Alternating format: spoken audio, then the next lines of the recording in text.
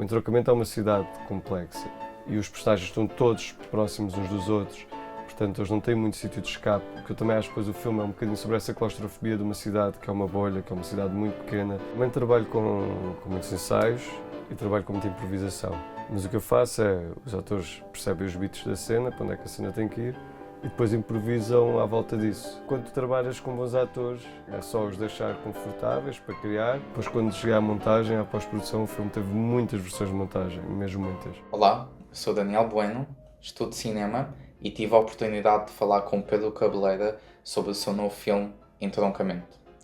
O Pedro é conhecido pela sua curta Pai Flávio e pela longa Verão Danado, em que conecta com este novo filme em que retrata a realidade das pessoas que vivem no entroncamento. Nesta entrevista separei 4 trechos para podermos analisar e falar um pouco do processo de como foi realizar este filme.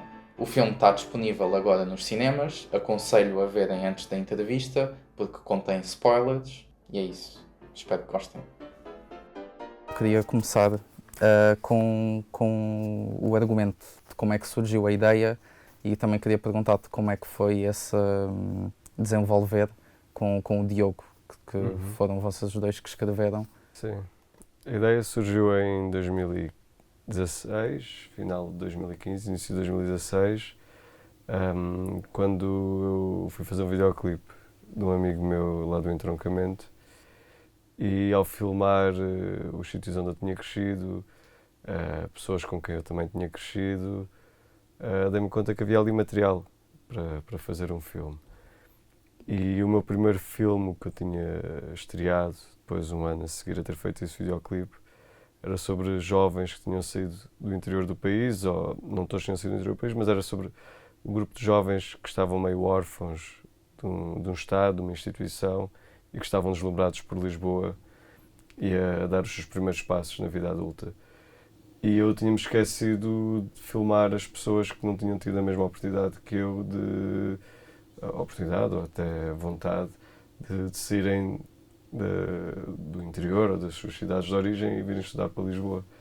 Então, quando estava a fazer esse videoclipe, percebi-me que faltava filmar essas pessoas e que era um bom filme para dar continuidade ao meu trabalho, visto que tinha dado a filmar pessoas da minha geração, interessou-me continuar a filmar pessoas que fossem da minha idade, que fossem da minha geração, mas agora retratar também um interior de Portugal um bocadinho diferente daquele a que nós estamos habituados, pelo menos no nosso cinema, porque em Portugal normalmente quando se filma ao interior vai-se muito para o lado da ruralidade e o interior não é só aldeias, não são só pastores e acho que também há estas pequenas cidades que tentam ser algo mais, que não são muito retratadas no cinema e então, como eu venho do Entroncamento, também me interessou retratar esse tipo de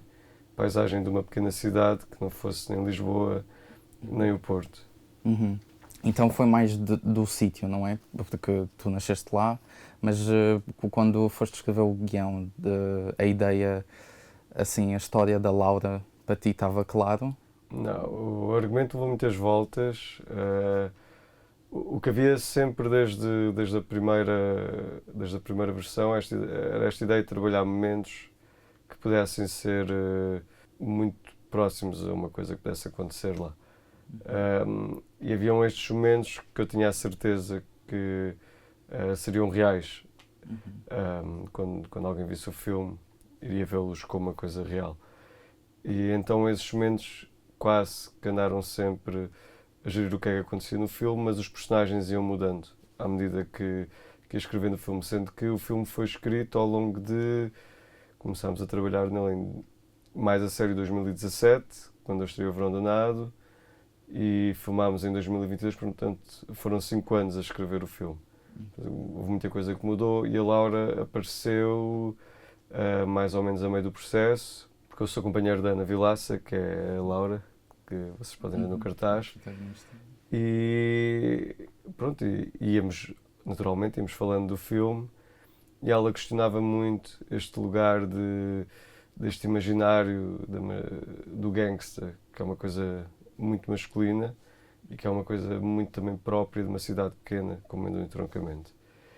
E como é que também se podia desconstruir isto, porque a verdade é que filmes sobre rapazes, bandidos, a quererem ser gangsters, já haviam muitos. Se calhar podia haver outro ponto de vista, o ponto de vista de alguém que vinha de fora, e realmente como é que era o papel de uma mulher a tentar se afirmar no meio de rapazes que agora, entretanto, com o passar dos anos, foram se tornando jovens adultos, mais próximos da idade dos 30, mas que eles próprios estão também a afirmar uns sobre os outros, e como é que uma mulher se conseguia mover no meio dessas dinâmicas. Portanto, aí surge a personagem da Laura, que foi ganhando cada vez mais protagonismo no filme, no argumento, pronto, e quando filmámos, foi uma personagem que se destacava das outras.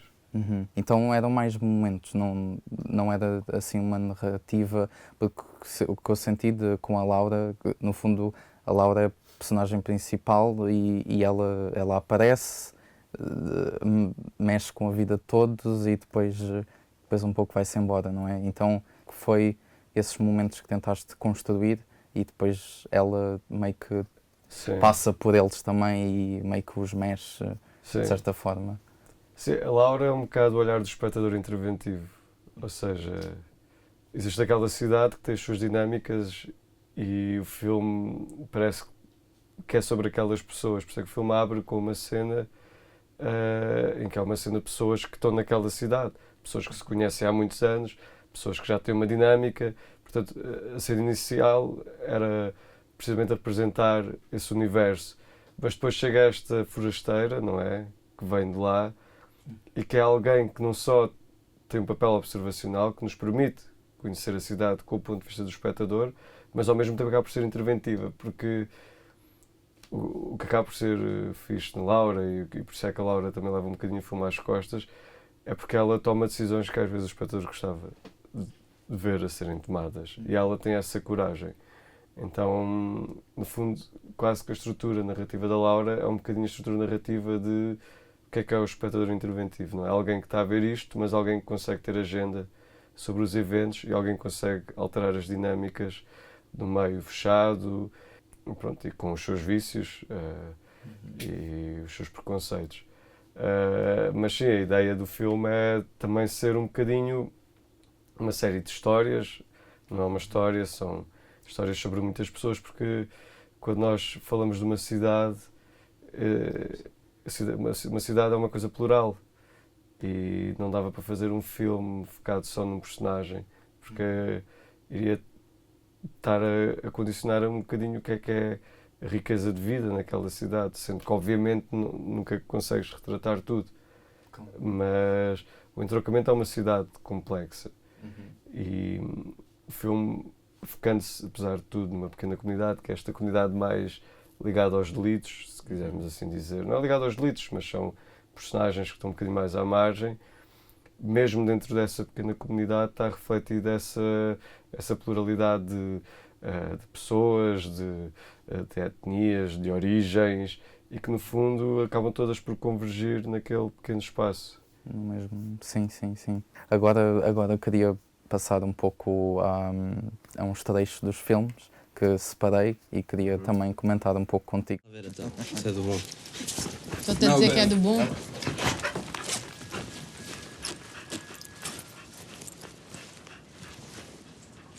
Deixa eu ver. Então, mas estou a ter aqui 3. E então? Então é um à borda? Falámos 2. Não? Vem com bónus este. Falámos em 2, não são 3. Não, pediste 2 três. por 3, mano. 2 por 3. Foi o que a gente combinou, caralho. Uma novo, não brincos. Mano, eu pedi 2 por 3, mano. 2 por 3. Não, filho. Pediste-me 3 por 5. 3 por 5, mano. Mas Sim. quando é que... 5, mano. Mas estás maluco? Eu não tenho 5 para estar, caralho. Nádia, eu vou abrir. Como tenho assim que não abrir, tens então. 5 para 2 dar? por 3 foi o que a gente combinou. Não, peraí, disse que como era assim algo não bom. tens 5 para Estás dar? a fazer... Aqui nesta cena inicial eu gostei, foi um pouco, foi uma cena forte logo desde o início, acho que pôs logo o tom do filme, do início do filme, e queria te perguntar um pouco da escolha desta cena, porque é que puseste logo em primeiro? Sim, esta cena é uma situação que eu queria ter no filme quase desde o início da ideia.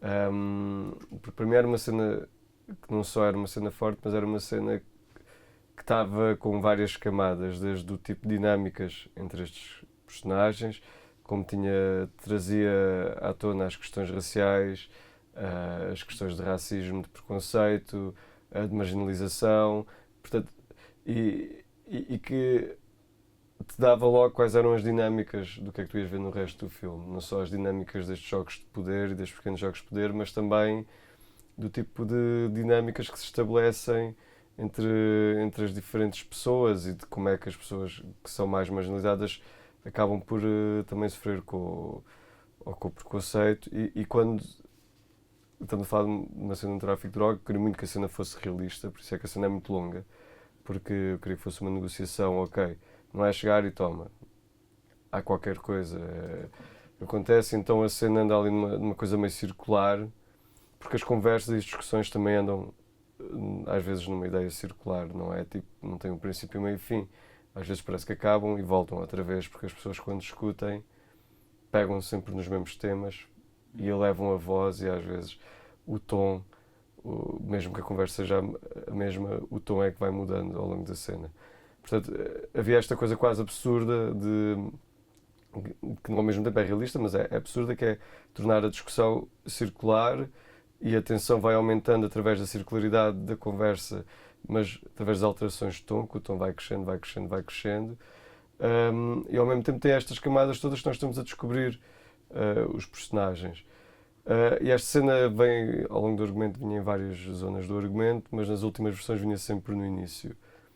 Porque me interessava que o filme entrasse com esta força e que se estabelecesse logo o que é o filme. O filme é sobre este espaço, a cena passa-se toda numa sala e os personagens estão todos próximos uns dos outros, portanto eles não têm muito sítio de escape. O que eu também acho que depois o filme é um bocadinho sobre essa claustrofobia de uma cidade que é uma bolha, que é uma cidade muito pequena, que está no meio das linhas de ferro. Portanto, essa cena tinha toda a atenção e todo o tom do resto do filme, porque agora, depois quando cheguei à montagem, à pós-produção, o filme teve muitas versões de montagem, mesmo muitas. E também houve uma das versões em que eu experimentei não começar com esta cena, mas não ia funcionar. Esta cena era a cena, é quase uma curta-metragem do próprio filme, portanto, tentar pôr noutro sítio. Por isso sim, há esta intenção de começar a cena não só de um ponto de vista de tom, mas também tem, de um ponto de vista temático, traz-te o que é o filme, não é? Sim, sim, e deu para sentir, pelo menos eu senti logo quando vi da primeira vez. E também queria perguntar como é que foi de trabalhares com os atores nessa cena e essa dinâmica, porque depois também uma discussão, eles têm que contracenar, como é que foi assim, gravado? É assim, eu normalmente trabalho com muitos ensaios e trabalho com muita improvisação. A cena estava escrita, mas o que eu faço é, os atores percebem os beats da cena, para onde é que a cena tem que ir, e depois improvisam à volta disso. Pronto, e na verdade o núcleo da cena eu filmei de uma forma até bastante esquemática, são 4 grandes planos, estamos sempre para dar espaço aos atores também para improvisarem à vontade, e a cena é sempre filmada em masters, ou seja, todos os planos são sempre filmados do início ao fim da cena. Não, eu nunca filmo pick-ups de vamos só fazer esta fala ou aquilo.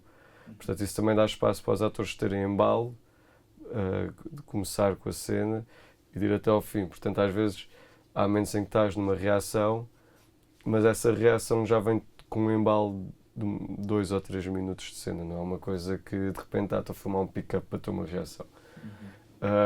Pronto, e depois é trabalho de ator, é dar-lhes liberdade, é também construção de personagem, eles já conhecem os personagens, portanto quando eles estão na cena, a cena torna-se autónoma ao argumento e eles conseguem construir a cena. Depois foi um desafio na montagem porque são 4 pessoas a discutir, 4 pessoas a falar ao mesmo tempo, portanto a montagem também é um bocadinho feita através do que é possível fazer com o som, porque eles pisam-se, etc.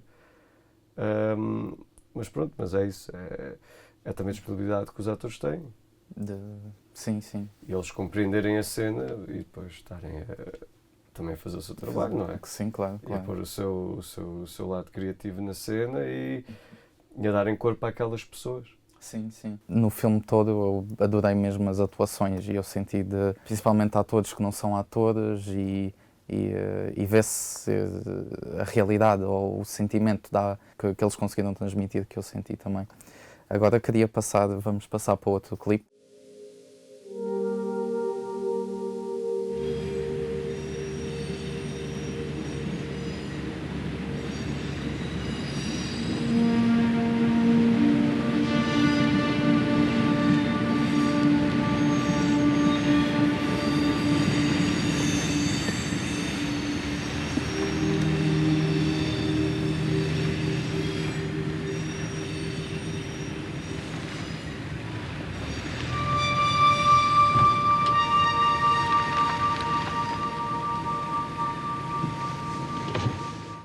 Gostei bastante até cinematograficamente e eu acho que foi um dos melhores planos assim é muito difícil voltar a repetir este plano e até do facto do comboio ir para um lado e ela ir para o outro, acho que está incrível de ver. E gostava de saber também um pouco do trabalho com a Leonor Teles, como é que foi, não especificamente neste plano, mas no filme todo. Eu trabalho com a Leonor desde a escola de cinema.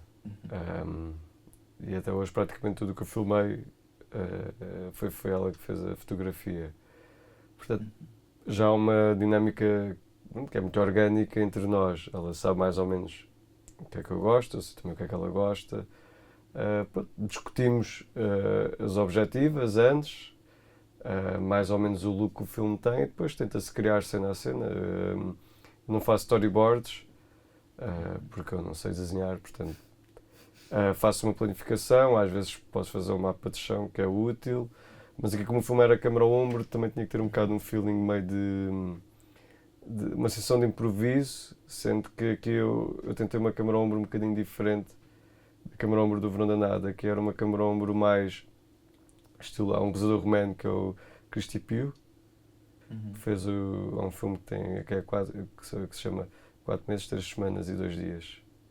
Pronto, que é um filme incrível, que acho que vou ver, por acaso nunca ouvi falar. Mas sim. Pronto, ele usa a câmera ao ombro de uma maneira diferente. Ele trabalha muito o plano de sequência com a câmera ao ombro, mas ele usa a câmera ao ombro como uma respiração e não tanto para sentir as respirações do operador de câmera. Okay. Ou seja, é uma forma de pôr na cena quase mais física, mas sem ser a câmera ao ombro mais a dinâmica de andar atrás e andar a seguir. Pronto, fundamentalmente esses momentos, mas aqui o que me interessava também com a câmera ao ombro era ir para um lado mais de a câmera ter presença, mas ao mesmo tempo ter esta ideia de composição e de quadro. E pronto, e o trabalho que a Leonor também filma muito câmera ao ombro, os filmes dela também são, o Ban também foi câmera ao ombro, ela é uma pessoa que filma muito bem com a câmera ao ombro. O objetivo era também termos os ambientes parecessem o mais naturais possíveis, usar pouca luz. Pronto, aqui eu acho que não sei se ela, acho que a Ana, não sei, já não lembro se tinha uma pequena luz aqui a vir debaixo do carro, mas o resto é tudo as luzes do espaço. Sim, é a luz do comboio que está lá dentro. Pronto. Pronto, e aqui neste plano em particular. Pronto, nós tentávamos coordenar com os comboios, sabíamos mais ou menos as horas a que eles vinham. Tínhamos uma pessoa de produção aqui mais para trás do carro que estava a tentar avistar os comboios, e quando os comboios vinham, 2 ou 3 minutos antes, dava-se a ação, ficava tudo ligado, não é? E quando o comboio estava a se aproximar, a Ana arrancava com o carro. Pronto. Okay. Portanto, houve outros takes com comboios, mas este foi o que ficou mais fixe porque eles conseguiram ir ao mesmo ritmo. Pois. E criar esta sessão assim hipnótica também de isolamento da personagem, que também pinta a cidade, não é? Pronto, mas sim, o trabalho com a Leonor é muito orgânico. Pronto. Sim. Não, isso é ótimo, vocês terem essa dinâmica e de que nem se precisam dizer muita coisa, não é? Sim, há uma planificação, que é, nesta cena há um grande plano, não é? Onde é que vamos pôr a câmara?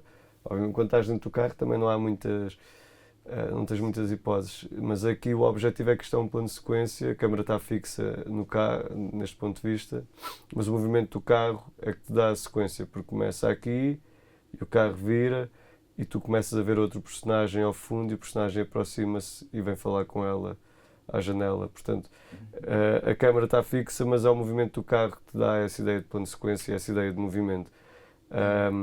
Portanto, a ideia era simples e às vezes também tem um bocado a ver com isto, mais uma vez, voltando a esta ideia de usar o plano de sequência, não só de meter a câmara em movimento, mas também às vezes a câmara pode estar fixa num sítio e é a forma como o resto se movimenta em torno da câmara e que também cria a dinâmica do plano de sequência.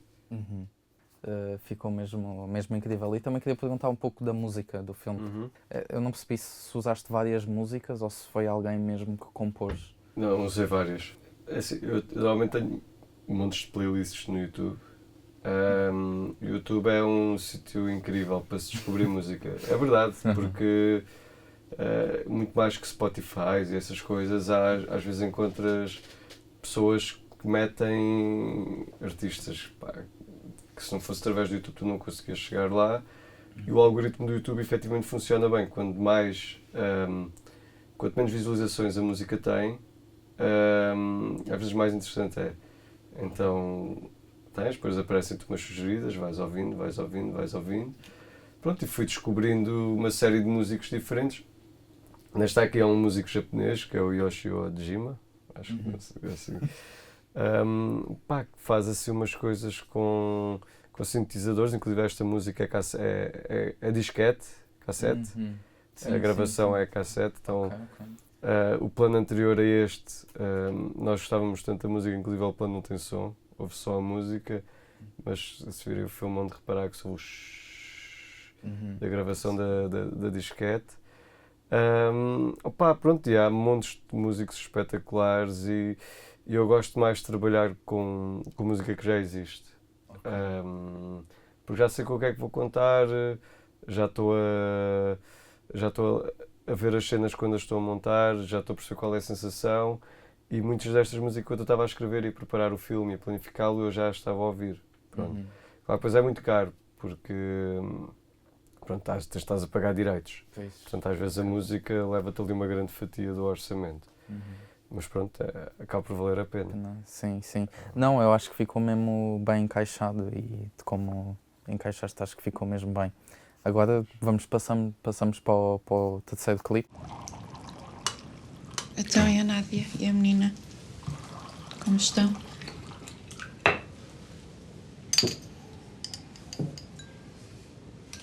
E aquele homem? Vai demorar? Está lá na vida dele.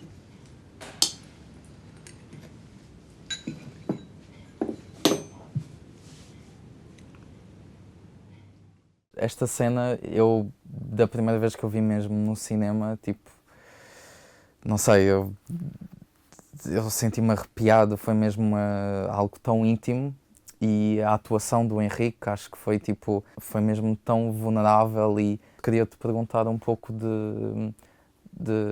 desta cena, como é que foi trabalhar com ele, deste-lhe liberdade e também o facto de ele não ser ator profissional, não é? Esta cena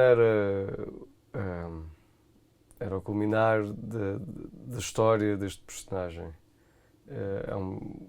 E o Henrique construiu o Gilinho quase. Este personagem, o Gilinho, não é?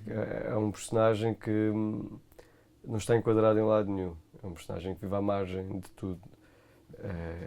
Ele é altamente discriminado pela população do entroncamento por ser cigano e, ao mesmo tempo, ele está posto de lado pela própria família porque tem uma relação com uma mulher de origem cabo-verdiana. E então isso faz com que este personagem, à parte daquele núcleo familiar que é a Nádia e a filha da Nádia, ele não tem mais ninguém quase com quem contar. Tem uns amigos que decidem depois lá ajudá-lo a vingar-se do Matrene, mas ele é um personagem que está completamente isolado e ele representa bem as frinchas da sociedade, do entroncamento, não é? Alguém que está completamente posto de lado. E ele vai levando isto ao longo do filme, ele leva tudo isto às costas e tu percebes que ele tem este peso não só do que se vai vendo do filme, mas até do que está para trás do filme. E depois havia este momento nuclear e fundamental em que ele ia visitar a mãe. E esse momento não estava não estava escrito, no argumento era só Gilinho visita a mãe. Pronto, ele visita a mãe às escondidas porque o pai, o irmão, os irmãos, ninguém o quer ver. Portanto, ele está em relações cortadas com a família. Mas pronto, a cena estava só escrita assim. E pronto, porque era uma cena altamente delicada e era uma cena que tinha que ter verdade para se sentir e para ter esse lado emocional e para nós termos a empatia que o Gilinho merece. E pronto, a cena é feita pela generosidade, construída pela generosidade do Henrique e da Maria Gil, que é quem está a contracenar com ele, que na verdade foi a Maria Gil que me falou do Henrique e que me ajudou a descobrir o Henrique, porque não haviam muitas pessoas que aceitassem fazer este personagem. Pois, se calhar acredito, quase ninguém. sim. Pronto, e no ensaio com a Maria e com o Henrique falámos sobre a cena, falámos sobre os personagens, falámos sobre pessoas. Pronto, e eles foram generosos e ajudaram. Pronto, e entre os três chegou-se a esta cena, a esta dor e ao facto de. Pronto, é muito duro realmente para ele e para uma personagem como o Julinho e para uma pessoa cigana. A família é uma coisa muito, muito importante. E é muito duro para alguém que vê esta família como um lugar de segurança em toda a sua vida, de repente a família ter virado as costas. E então esta ideia dele, se um dia quiser ter um filho ou uma filha, esse filho e essa filha não vão ter direito a ter nem avós, nem tios, porque a família virou-lhe as costas. Portanto, isto era uma coisa que era muito dura. E que o Henrique estava realmente a sentir isso, porque também é uma pessoa muito ligada à família, que tem laços familiares muito fortes e que se calhar conseguiu projetar essa ideia e essa dureza em si e chegar a este lugar que eu acho que é realmente admirável o que ele faz no filme, porque a cena da minha parte não tem nada especial, não é? Foi só pôr a câmara, mais nada, porque depois tem tudo, é o trabalho dele e há também a cumplicidade que a Maria Gil lhe dá, o conforto que ela lhe dá na contracena, para ele chegar aqui. Mas pronto, ainda bem, eu na verdade, mesmo quando estava a montar o filme, eu também me comovi com esta cena. A Ana foi a primeira pessoa a ver esta cena montada, também se comoveu. Quando estávamos a filmar, haviam pessoas da equipa que também se estavam a comover com a cena, porque pronto, realmente chegou-se a este lugar, mas também muito graças às generosidade das duas pessoas que estão a fazer esta cena. Sim, sim, não, foi interessante saber partiu deles, não é? Esta construção de diálogos que não Sim, foi... não havia, lá está, no argumento é isso, estava escrito só o Gilinho visita a mãe. Ok. Pronto, e foi com eles que se descobriu a cena, pronto. Não, sim, lá está, fica, até agora consigo sentir esse sentimento. Mas agora vamos passar para o último clipe. Respira, moça. Vem cá, Elvis, que é isso, mano? Agora qual é o que? Mas avisaste o quê, mano? Então, mas tu nem atendeste os chamados, já estás a dizer que avisaste. Está calado, pá. Oh, calma aí. Oh, calma aí. Tens alguma cena em casa? Sabes que eu vou-te dando, mas conforme eu tenho, que é essa merda. Não é mano. vais dando. É vais buscar 200 Eu euros, não estás-me vou a ver buscar- dinheiro. eu não vou Placa buscar- 250, 10 de 50, faz as contas. Olha, eu Faltam devo dinheiro a 200. ele, não devo dinheiro a ti, que eu não Deves-me conheço lá dinheiro a mim, nenhum, que é deves. isso? Deves-me Elvis, que é dinheiro a isso, mim. mano? Oh, diz ela para tirar a faca do pescoço, mano, que é isso? Que é isso, mano? Olha para mim que Eu não conheço nada. Oh, Elvis, que é isso, mano? Mãe, não está a dizer. Faltam 200 euros, vai buscar a casa. Não tenho, vais ter de esperar como ele espera. Oh, Eu funciona caralho. assim, ele já sabe. Eu estou-me a cagar para como é que tu funcionas. Vais ter de esperar. Depois de ver esta cena, eu senti que também foi, lá está, uma outra cena forte, que acho que mete-nos no lugar, e o facto da câmara também transportar, estamos ali a observar aquilo a acontecer, não podemos fazer nada e estamos a ver aquilo tão perto. E pronto, e a atuação da Ana, não só neste clipe em específico, mas no filme todo, acho que está muito bem trabalhada. E também queria saber um pouco de como é que foi desenvolver a personagem dela. Assim, a Ana é uma pessoa que eu tenho absoluta confiança. Sobretudo porque, além de ser uma pessoa altamente talentosa, ela é uma pessoa mega dedicada, super trabalhadora e que tem mesmo gosto de fazer este tipo de trabalho. É uma pessoa que gosta mesmo ser atriz e dar corpo a personagens. Portanto, eu tinha as cenas escritas, mas o resto era tudo trabalho dela, porque quando tu trabalhas com bons atores, tu não quase que não os tens que dirigir. É só os deixar confortáveis para criar e também se calhar ajudá-los quando eles estão talvez um bocadinho perdidos, ou se calhar estão a pôr a cena um bocadinho ao lado, mas no fundo a direção de atores é de escolher bons atores e só os deixares trabalhar e eles também estarem a perceber a cena, não é? Se ficarem confusos, não vão conseguir chegar lá. Mas se eles perceberem a cena, estiverem a acreditar na cena e se forem bons atores, eles conseguem lá chegar.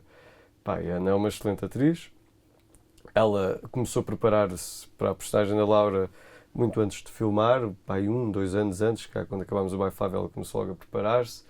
A personagem era do cerco, ela foi ao cerco algumas vezes, com algumas pessoas do cerco, esteve lá, a tentar perceber também qual era a realidade onde vinha a personagem dela. Pronto, e depois ela própria tem dossiês enormes de cada personagem, onde tem referências do que é que para ela são a personagem, ela ouve músicas relacionadas com a personagem, portanto é uma pessoa que trabalha mesmo esta ideia de construção de personagem. Pronto, eu acho que isso depois reflete-se no resultado.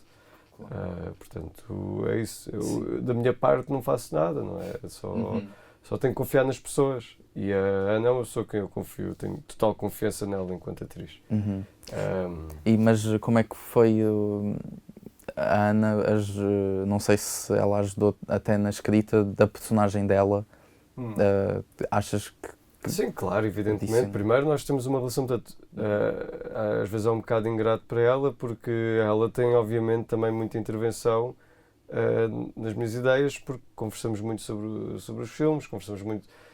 Pá, coitada, ela só a montagem, ela foi a pessoa que mais versões viu do filme, que mais versões viu de montagem, que mais acompanhou as minhas frustrações em relação à montagem. Portanto, se há pessoa que, no fundo, acaba por ser um braço direito a fazer os filmes, é a Ana. Portanto, sim, há muita mão dela nesta personagem, como é óbvio.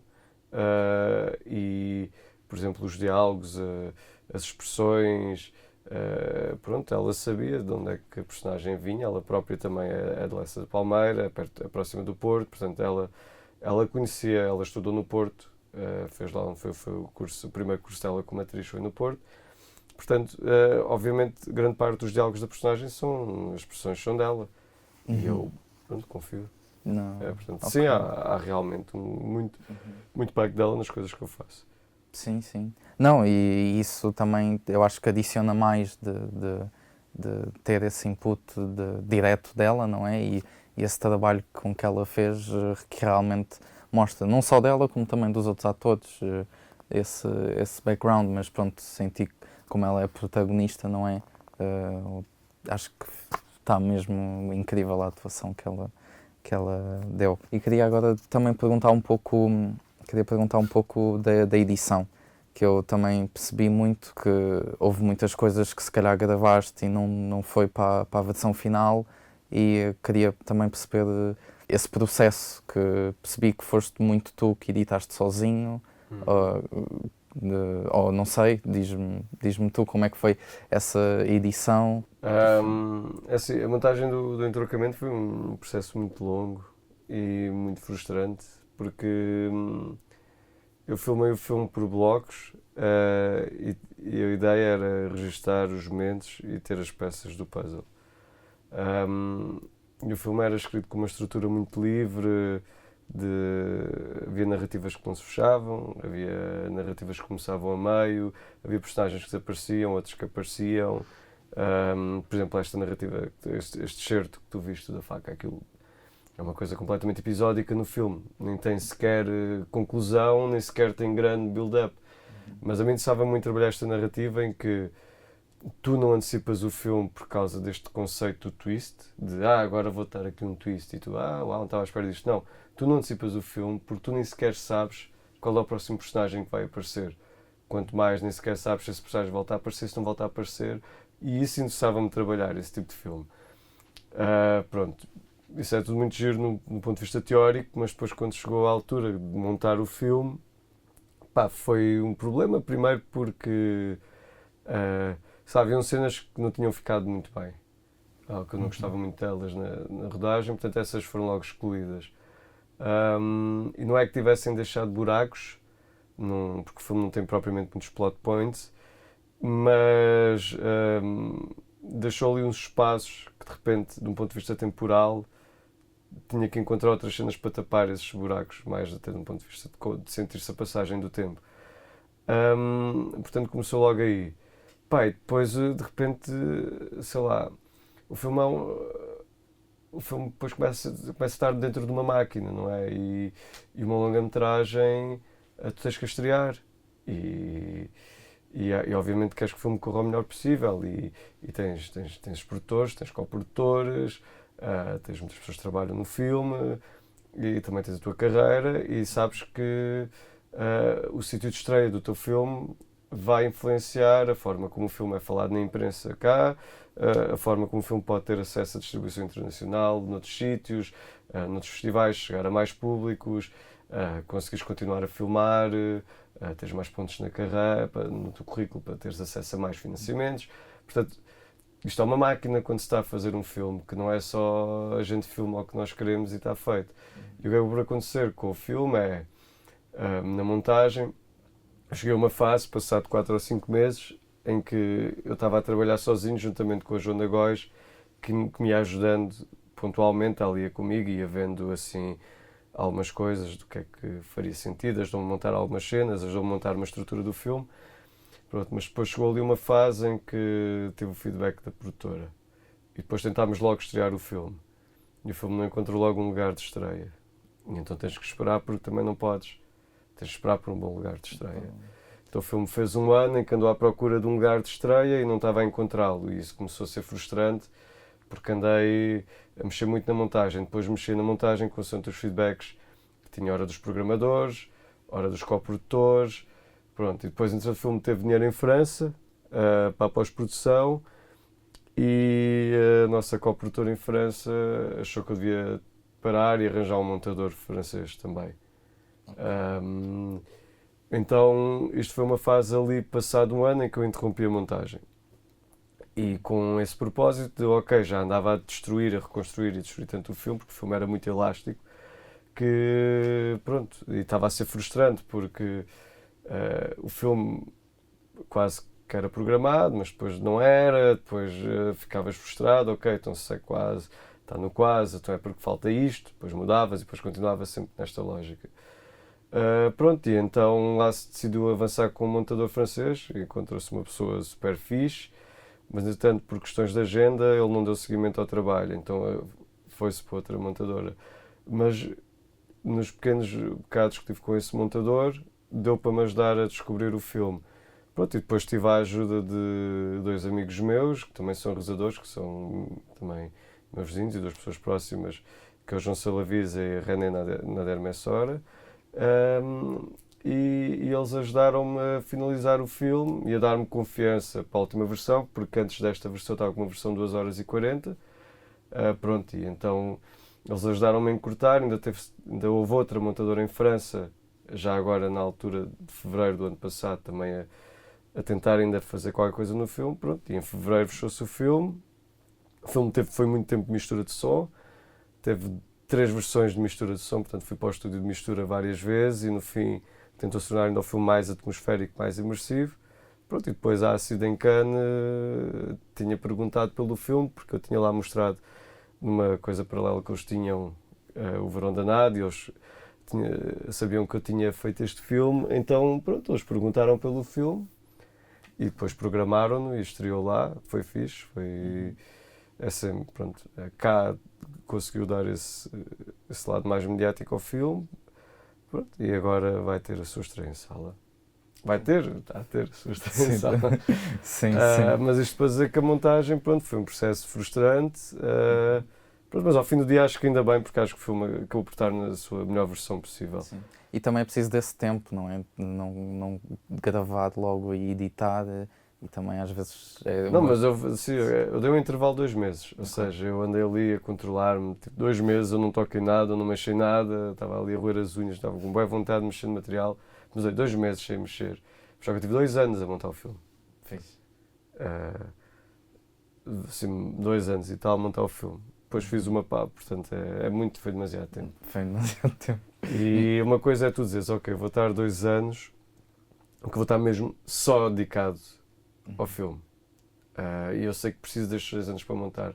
Agora, quando tu achas que ao fim de 6 meses já tens o filme pronto e de repente ao fim, ainda está passado 1 ano e tal, ainda estás a montá-lo, aí o sinal não é tão fixe. Pois sim, acredito, e a frustração de nunca mais acaba e depois é feedback de alguém, depois tens que mudar, nem é porque tu queres, não? Ou... Não é porque ou seja, ao fim do dia tudo que está no filme foi o que eu quis fazer com o filme. Sim. O que acontece é que tu ficas inseguro com o teu material. Pai, num filme tão elástico como este haviam mil possibilidades. O filme teve, se não estou a erro, 46 ou 47 versões de montagem. Portanto, e ainda podia ter mais.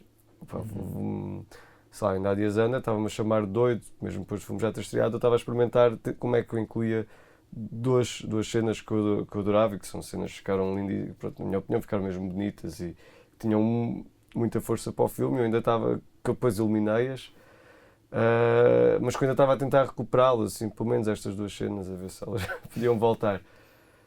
Pronto, não voltaram. Mas é isso, ou seja, também houve muita coisa que eu adorava no filme e que deixei de fora, mas ao fim do dia foi o que o filme precisava. Ok, foi de sentir... Sim, por acaso queria perguntar se já específico, como disseste, quais é que eram essas cenas, essas 2 que tu adoraste, querias adicionar. Sim, ou seja, essas 2 em particular eram cenas com o personagem do Matreno, que é o do cão. Porque o filme tinha outra proposta de final. O filme, a Laura ia e depois continuava mais meia hora. Ok. E isso saiu quase tudo. Eu adorava essa meia hora e saiu praticamente essas cenas todas. Mas havia umas em particular que era o Matreno vai com o primo, vai deixar o primo à estação e nós tínhamos filmado e estava naquela ponte e estava um nevoeiro e depois o Matreno via o primo ir-se embora no comboio e ficava ele na estação. Portanto, era uma cena que tinha muito significado. E a outra era uma cena simples, que era com a mãe do Matreno. Eu cheguei a filmar 3 cenas com a mãe do Matreno e a mãe do Matreno desapareceu do filme. E uma delas era uma cena de pequeno almoço em que eles estavam só a comer e havia uma troca de olhares em que tu percebias uma apreensão na mãe do Matreno. Pronto. Mas lá havia outras, havia uma cena em que o Fama também ia pedir dinheiro de volta ao Matreno e era uma cena... Bem, enfim.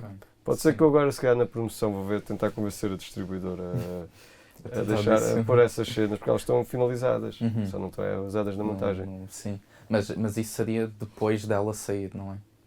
Depois dela não, ter ela fugido, depois houve versões em que essas cenas até estavam antes. Antes, ok. Sim, depois consegui montar antes. Sim.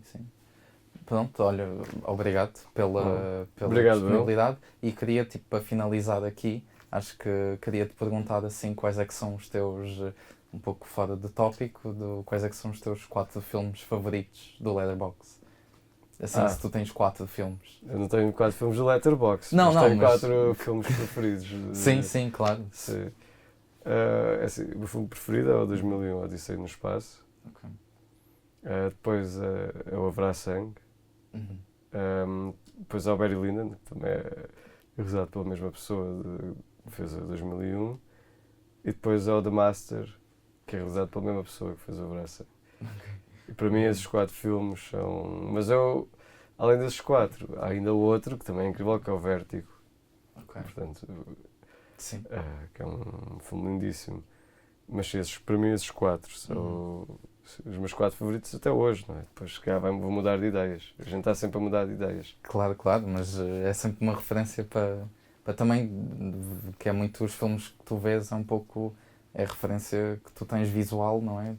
Sim, sem dúvida. Sim. Sim, do ponto de vista inconsciente, nós vamos buscar aquilo que nós gostamos, mesmo que não estejamos a pensar. Sim. Exatamente. Obrigado pela disponibilidade de fazer a entrevista e falares um pouco do filme, que acho que é mais o interessante também, não é só ver o filme, mas também ver o contexto por trás e o trabalho de todas as pessoas que tiveram no filme. E obrigado por isso. Obrigado eu.